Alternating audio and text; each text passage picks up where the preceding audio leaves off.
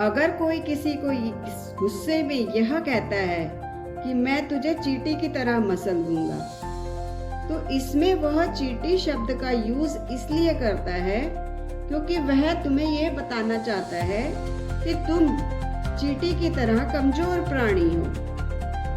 लेकिन हाल ही में चींटियों के बारे में एक ऐसा आर्टिकल पढ़ने को मिला जिसके बारे में आप सोच भी नहीं सकते हैं। चींटियों को जब कोई बीज मिलता है तो उसे वह अपने बिल में ले जाने से पहले उसको 2 टुकड़ों में डिवाइड करती है।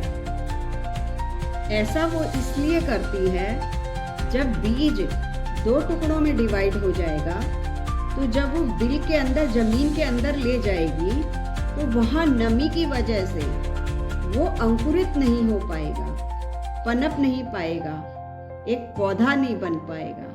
वो जो उसका खाना है वो जमीन के अंदर सुरक्षित रहेगा। चींटियों के बारे में साइंटिस्ट ने और गहराई से जब अध्ययन करा तो पता चला धनिये का जो बीज अगर 2 टुकड़ों में भी बट जाए तो भी वो उग जाता है, पनप जाता है। और वही चींटियां जब धनिये के बीज को बिल के अंदर ले जाने से पहले उस धनिये के बीज को 4 टुकड़ों में डिवाइड करती है, 4 भागों में बांट देती है, क्योंकि वो जानती है अगर धनिये के टुकड़े 4 भागों में डिवाइड हो गए तो वो पनप नहीं पाएंगे।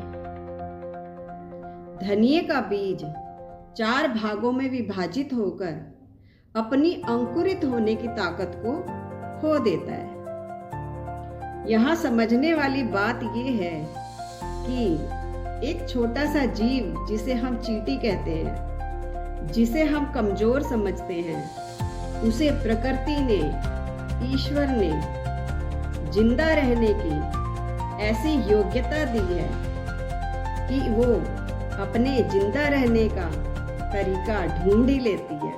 और ऐसे में आप और मैं जो ईश्वर की एक महान रचना है, तो कभी कभी छोटी छोटी बातों में उलझ के अपने आप को अयोग्य मानने लगते हैं। हम ये सोचने लग जाते हैं कि शायद मुझ में वो बात ही नहीं है कि मैं कुछ अचीव कर सकूं, या ये सोचता हूँ कि शायद कुछ बड़ा बन सकूं। तो अगली बार जब आपको लगने लगे कि आप अटक गए हैं, अगर आपको लगे कि आपसे नहीं हो पा रहा है, तो विश्वास करिएगा आपको ईश्वर ने इतना काबिल बनाया है कि आप जो चाहें वो हासिल कर सकते हैं। हरे कृष्ण।